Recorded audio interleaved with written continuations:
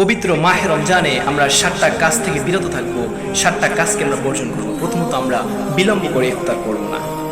যখন স্থানীয় সময় টাইম হয়ে যাবে তখন আমরা সাথে সাথে বিসমিল্লাহ বলে ইফতার করব, আজানের জন্য বসে থাকবো। 2 নম্বরে, গালাগালি করব না।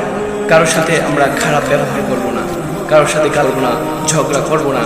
যদি কেউ ঝগড়া করতে চায় আপনি বলবেন, প্রিয় ভাই আমি ঝগড়া করতে চাই না ভাই, আমি রোজাদার, আমার সাথে আপনি ঝগড়া করেন।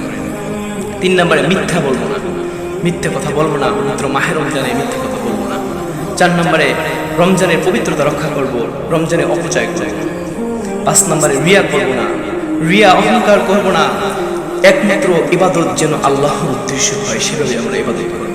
6 নম্বরে, মজুরদারি করব না, মজুরদারি করব না। অনেক ব্যবসায়ী আছে এই রমজান মাসে সবকিছু নিত্য পণ্যের মাল সবকিছুর দাম বাড়াইয়া দেয় রমজান মাসে, ঠিক কিনা? কিন্তু না ভাই, রমজান মাসে সাশ্রয় মূল্যে বিক্রি করব, একদম সুন্দরভাবে বিক্রি করব।